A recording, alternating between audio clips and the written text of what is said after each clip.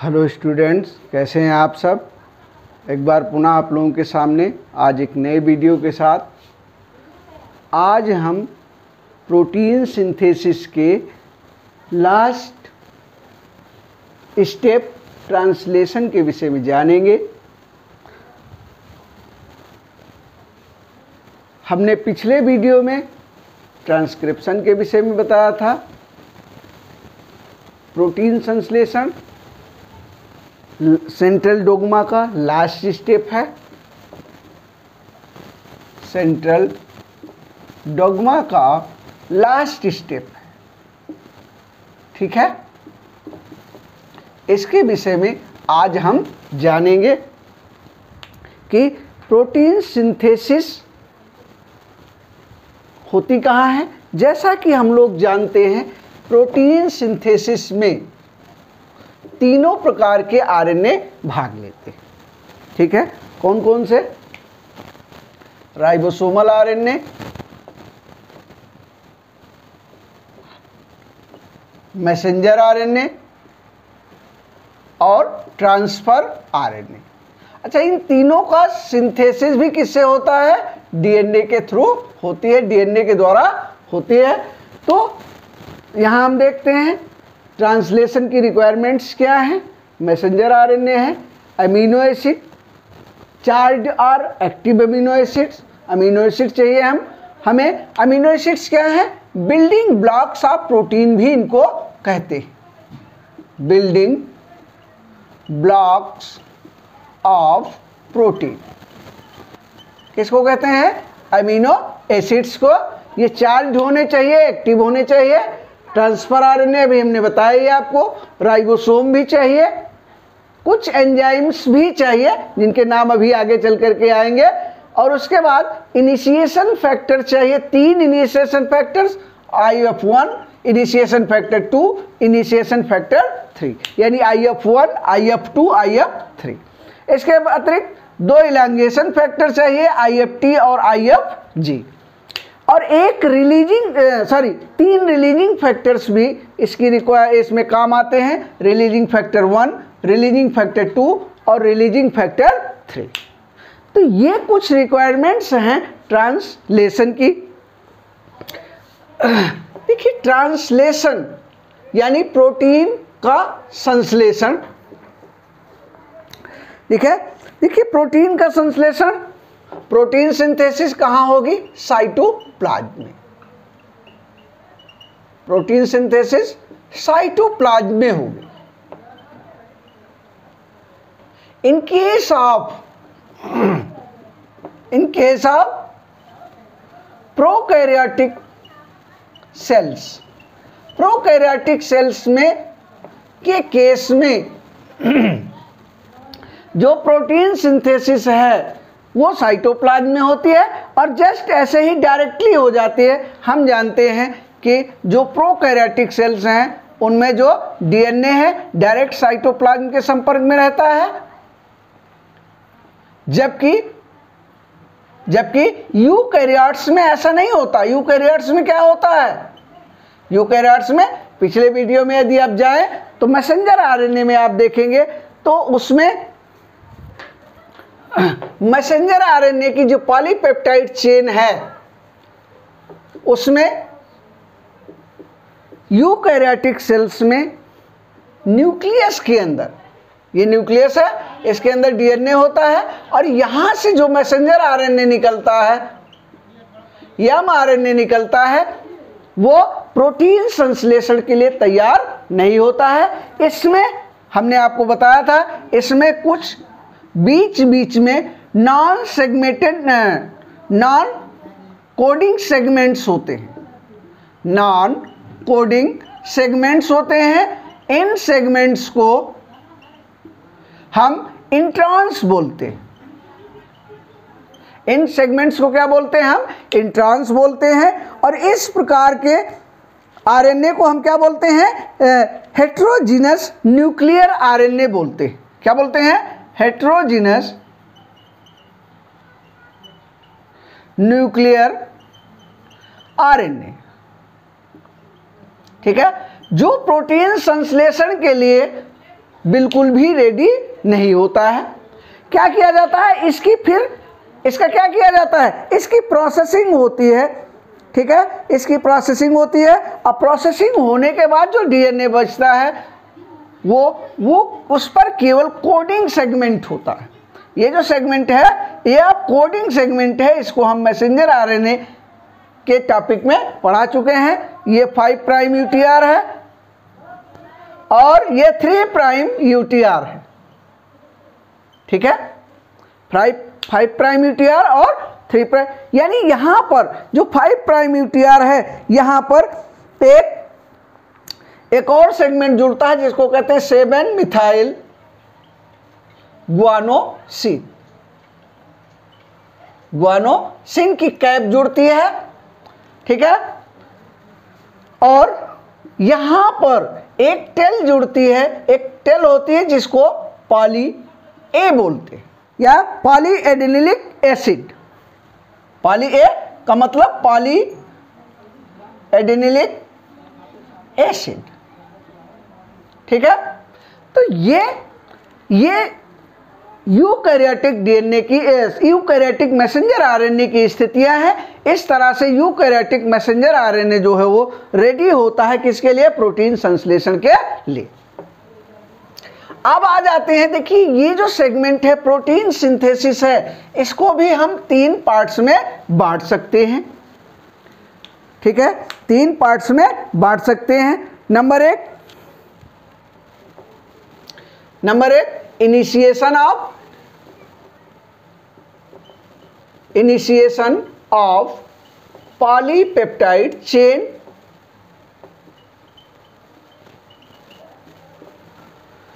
elongation of polypeptide chain, elongation of polypeptide chain, and third and last is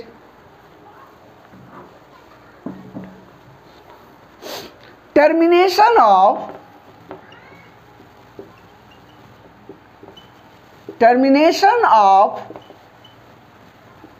polypeptide chain.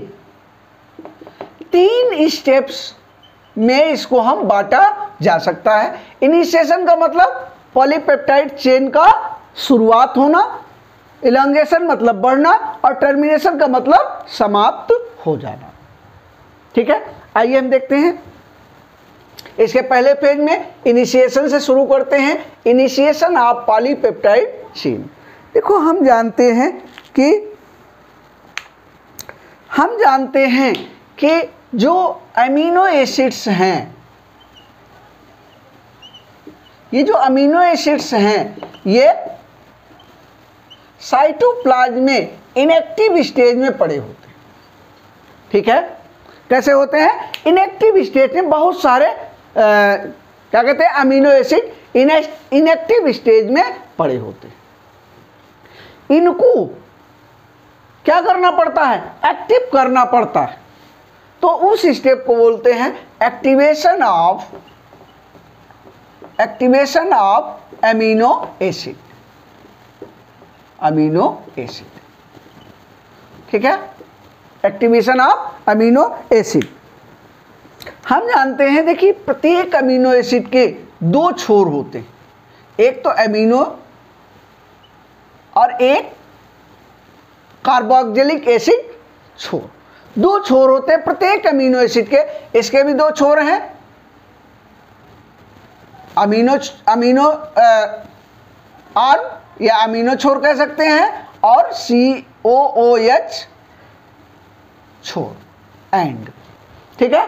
यानी इसका एक सिरा amino acid खाली होता है और दूसरा COH कार्बोक्सिलिक एंड होता है प्रत्येक अमीनो एसिड का। अब होता क्या है, इसको क्या किया जाता है, एक्टिवेट किया जाता है, ठीक है। इसको एक्टिवेट करने के लिए एक अमीनो एसिड को एक्टिवेट करने के लिए एक एंजाइम काम आता है जिसको बोलते हैं अमीनो एसिड ट्रांसफर सिंथेटेज, और एक ATP लगता है। अब ये क्या बन जाता है? Amino acid AMP complex. ठीक है, अमीनो एसिड AMP कॉम्प्लेक्स बनता है और 2 पायरोफॉस्फेट्स इससे बाहर निकल जाते हैं इस तरह से। अब ये क्या हो गया? अब ये अमीनो एसिड चार्ज हो गया, लेकिन जो इसका क्या कहते हैं, जो इसका एंजाइम है ये बाहर नहीं निकलता, बल्कि इसी के साथ क्या होता है? जुड़ जाता है।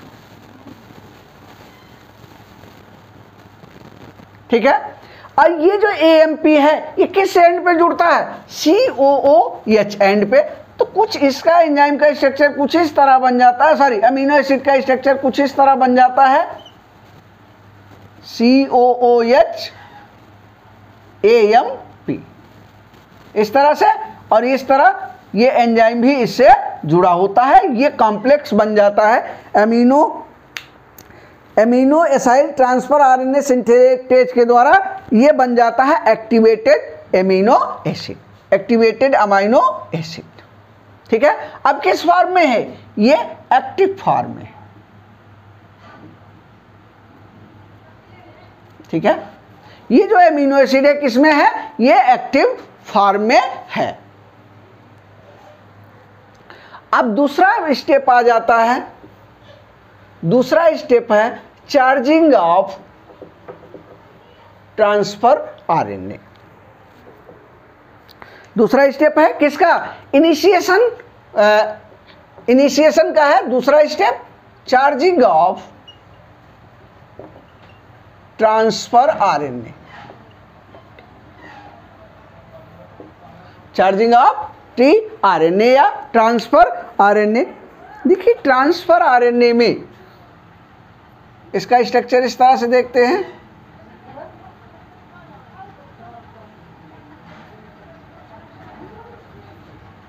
ये 3 प्राइम एंड, ये 5 प्राइम एंड।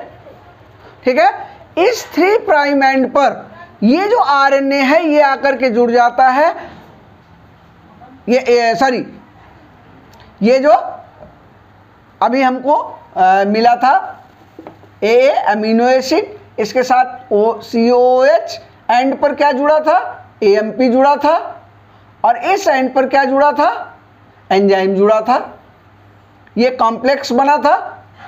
ठीक है, अब ये जो है ये यहां पर आकर के जुड़ जाता है, और जब यहां पर आकर के जुड़ता है तो ये AA इसके साथ जुड़ा हुआ है, COOH AMP,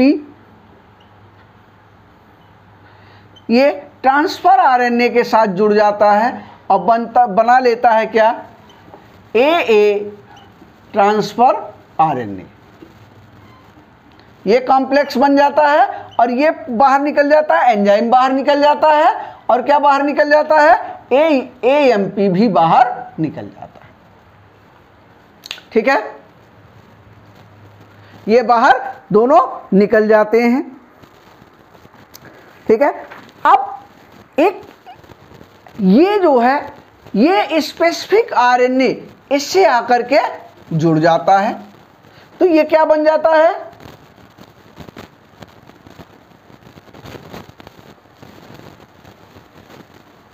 ये अमीनो एसिड आकर के जुड़ गया, इसका अमीनो एंड खाली होता है, और कौन सा एंड आकर के जुड़ता है? COOH and. ये सिरा आकर के इस 3 प्राइम एंड से जुड़ जाता है, किसके? ट्रांसफर RNA के 3 प्राइम एंड से जुड़ता है, और कौन से ट्रांसफर RNA के? जिसका एंटीकोडान इस पर उपस्थित हो, एक स्पेसिफिक अमीनो एसिड जिसका एंटीकोडान ट्रांसफर RNA के कोडान लूप में उपस्थित हो। ठीक है, कोडान लूप में उपस्थित होता है, इसके एंटीकोडान से आकर के जुड़ जाता है। बस समझे? सपोज दैट यहां मान लीजिए AU जुड़ा, AUG एमिनो एसिड जुड़ा, तो इस पर एंटीकोडान क्या होगा? ए से क्या जुड़ता है? U, यू से क्या जुड़ता है ए और जी से सी, यानी इसका जो एंटीकोडॉन होगा UAC होगा। और समझे? तो एक विशेष एक स्पेसिफिक ट्रांसफर आरएनए से ये आकर के जुड़ जाता है, और अब ये जो ट्रांसफर आरएनए है ये ट्रांसफर आरएनए कहा जाता है चार्ज्ड ट्रांसफर आरएनए। ठीक है, चार्ज्ड ट्रांसफर आरएनए कहलाता है। बात समझाई? ये हो गया। अब नेक्स्ट स्टेज आ जाता है initiation of polypeptide chain.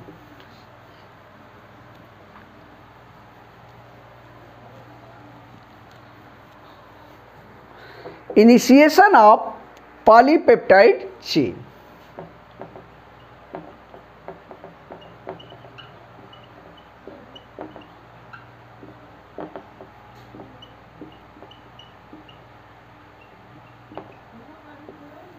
Initiation of polypeptide chain.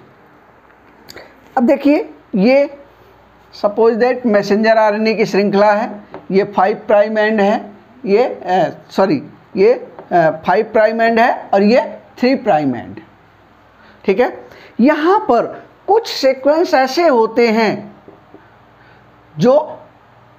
जिनका ट्रांसलेशन नहीं होता। ठीक है, इनका ट्रांसलेशन नहीं होता है। यहाँ पर ये यहाँ से शुरू होता है AUG। हम जानते हैं कि जो इनिशिएशन कोडान है वो AUG है। इससे पहले के जो सेगमेंट्स हैं, इससे पहले के जो क्या कहते हैं कोडान्स हैं, उनका ट्रांसलेशन नहीं होता है। इतना जाने रहिए। ठीक है, अब ये यहां से इसका ट्रांसलेशन होना है। बात समझ आई?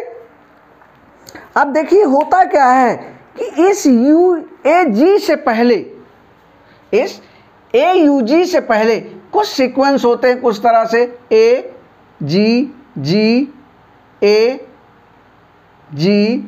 इस तरह से C, कुछ इस तरह से सीक्वेंस होता है। और ये हम जानते हैं कि इस पर राइबोसोम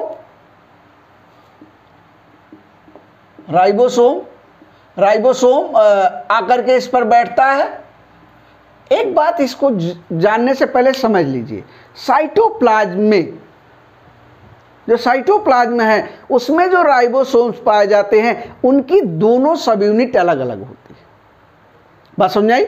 यदि हम प्रोकैरियोट्स में देखें तो प्रोकैरियोटिक जो आरएनए है, प्रोकैरियोटिक जो राइबोसोम है उसकी ये 50S सब यूनिट और ये 30S सब यूनिट, ये दोनों सब यूनिट अलग अलग होती है साइटोप्लाज्म। पास कब आती हैं? केवल प्रोटीन सिंथेसिस के समय। ठीक है, और प्रोटीन सिंथेसिस में कब? जब ट्रांसलेशन होना होता है तब ये दोनों सब यूनिट्स पास आती हैं और इनको पास आने में मदद करता है EMG आयन, मैग्नीशियम आयन। ठीक है, जब राइबोसोम पढ़ाए थे तो उसमें आपको बताया होगा दोनों सब यूनिट को मैग्नीशियम आयन जोड़ने का कार्य करता है। अब यहां पर मान लीजिए हम ये है, ये 30S सब यूनिट है। अब ये जो सीक्वेंस है यहां पर इसका एंटीकोडॉन पाया जाता है। ए का U, G का C, फिर G का C, A का U, G का C और C का G। ये हम जानते हैं कि इसमें जो ये इसकी सब यूनिट है उसमें ये एंटीकोडॉन पाया जाता है ये, और यहीं पर ये जो IF फैक्टर IF3 है वो आकर के जुड़ जाता है IF3। इस सीक्वेंस को कहते हैं डेल्गार्नो सीक्वेंस, ठीक है, Shine Dalgarno sequence, Shine Dalgarno sequence या एसडी सीक्वेंस, शॉर्ट में एसडी कहते हैं इसको। अब इसी का जो एंटीकोडॉन है वो इस पर पाया जाता है, किस पर, राइबोसोम की 30th सब यूनिट पर, ठीक है। अब ये क्या काम करता है, ये IF3, ये IF3 क्या काम करता है, इसको यहां जोड़ने का कार्य करता है, ठीक है। इसको ऊपर लिख लेते हैं AGGAGC, ठीक है। अब ये जो राइबोसोम है इसकी जो सब यूनिट है ये U, ये G से C जुड़ता है, A से U जुड़ता है, G से C और C से G। अब ये IF3, अब ये पहली सब यूनिट आकर के जुड़ गई, ठीक है। अब यहीं से क्या होता है कि अब ट्रांसफर आरएनए को चार्ज किया जाता है, जो अभी ट्रांसफर आरएनए चार्ज है वो आकर के यहां जुड़ता है,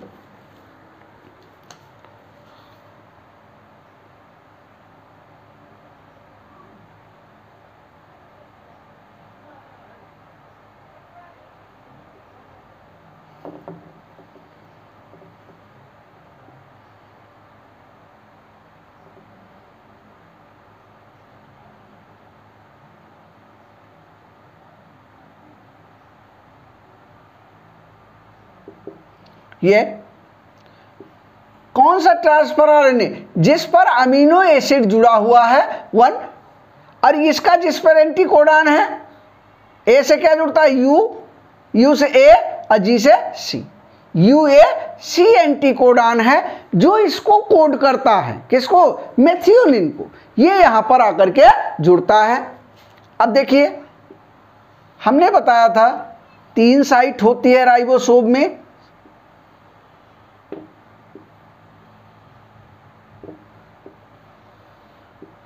E साइट, P साइट और A साइट, ठीक है। राइबोसोम में 3 साइट होती है, E साइट, P साइट और A साइट। E साइट को हम कहते हैं एग्जिट साइट, दूसरा P साइट को पेप्टिडिल साइट,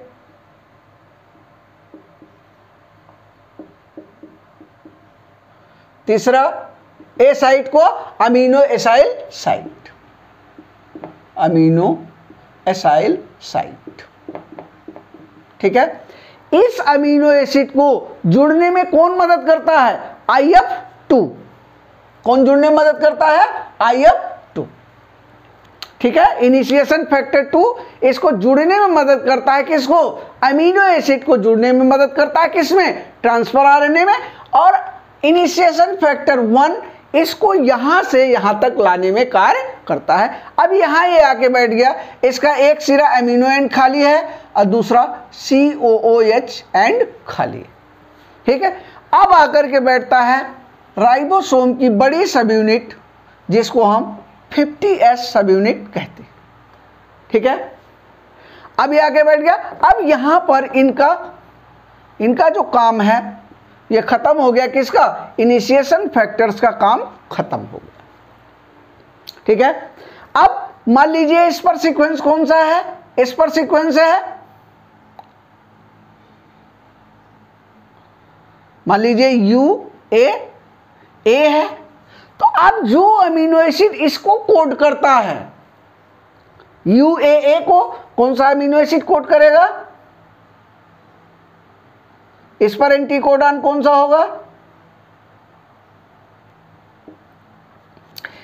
U का एंटीकोडॉन क्या है, U का A का U और A का U। अब ये अमीनो एसिड 2, अब ये यहां पर ला करके कौन बैठाएगा, इनिशिएशन फैक्टर 2, यहां पर आकर के बैठ गया,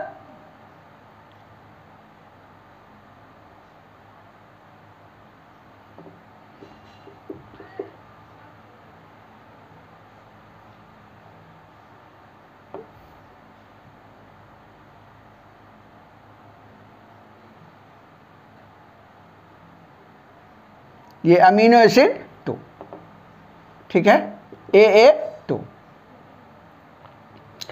बात समझ आई? अब यहां पे एक एंजाइम होगा, एक एंजाइम यहां पर पाया जाता है जिसको कहते हैं पेप्टिडिल ट्रांसफेरेज। क्या कहते हैं इसको? पेप्टिडिल ट्रांसफेरेज।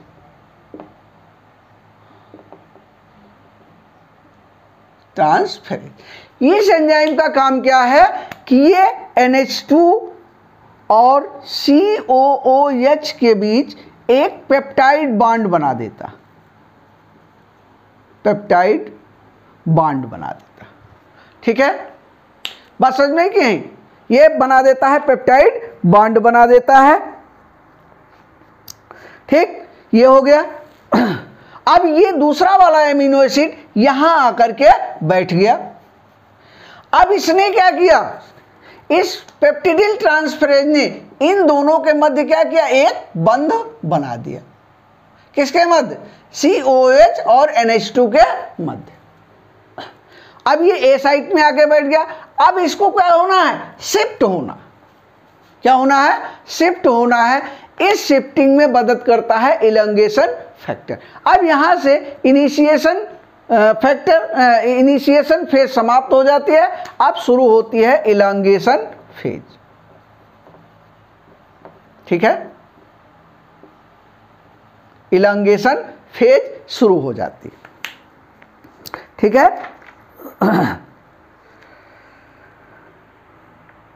अब क्या होता है? अब इसको शिफ्ट होना है। किसको? राइबोसोम को शिफ्ट होना है, जो इसमें मदद करता है EFG फैक्टर। EFG फैक्टर ये GTP के साथ जुड़ता है, ठीक है। इस GTP की हाइड्रोलिसिस होती है, जिससे क्या होता है? जिससे एनर्जी मिलती है, और ये जो है इसको एक कोडान यानी एक प्लेस, ठीक है, एक त्रिकोडान शिफ्ट कर देता है। अब अगले फेज में देखते हैं।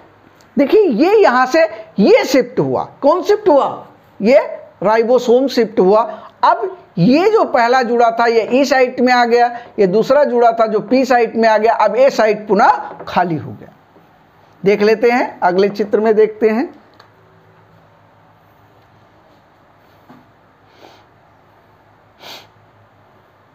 ये हो गया AUG UA।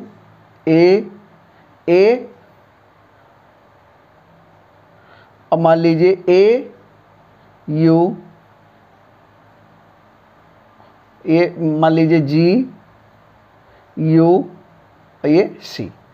अब ये यहां पर शिफ्ट हो गया और ये यहां पर शिफ्ट हो गया।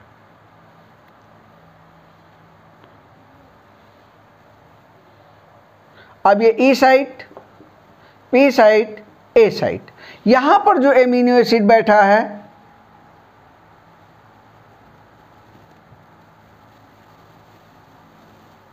यहां गया। अब ये खाली हो गया। यहां पर जो एमिनो एसिड बैठा है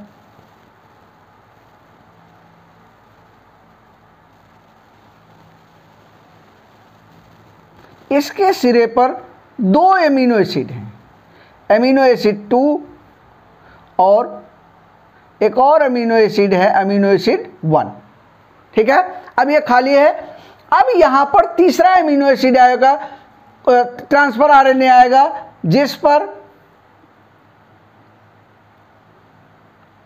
जिस पर इसका एंटीकोडान होगा। किसका? इसका GUC का, तो G का C, U का A और C का G, यानी ये एंटीकोडान अब आएगा AA3 को लेकर के, अगले अमीनो एसिड को लेकर के यहां पर अब ये आकर के बैठ जाएगा।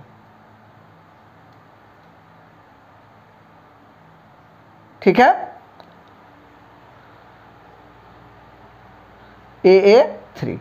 अब यहां जो एंजाइम बैठा है पेप्टिडिल ट्रांसफरेज, इसको क्या करेगा? फिर इसमें जोड़ देगा। ठीक है, अब ये फिर क्या होगा? फिर EFT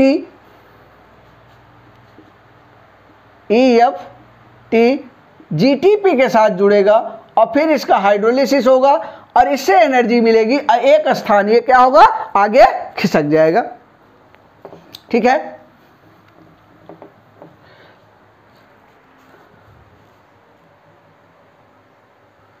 अब नेक्स्ट स्टेप होगा टर्मिनेशन ऑफ पॉलीपेप्टाइड चेन। अगला शुरू होगा टर्मिनेशन ऑफ पॉलीपेप्टाइड चेन।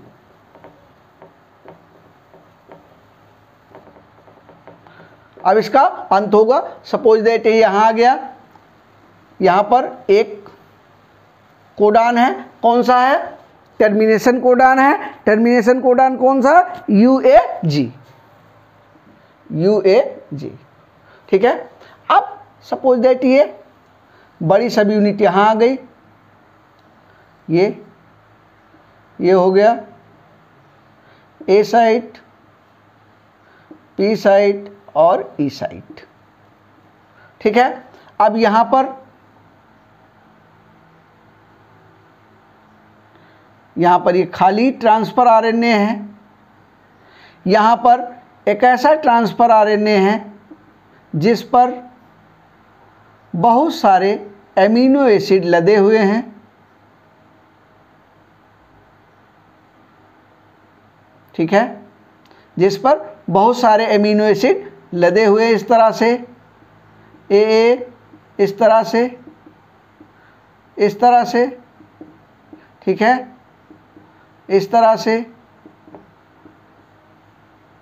इस तरह से बहुत सारे एमिनो एसिड इस पर क्या हैं, बहुत सारे एमिनो एसिड को लेकर के आ रहा है। अब यहाँ क्या होगा, UAG आ गया। ठीक है, अब ये क्या काम करता है, अब यहाँ से रिलीजिंग फैक्टर का काम शुरू हो जाता है। देखिए, दो प्रकार के रिलीजिंग फैक्टर, तीन प्रकार के रिलीजिंग फैक्टर हैं, RF1,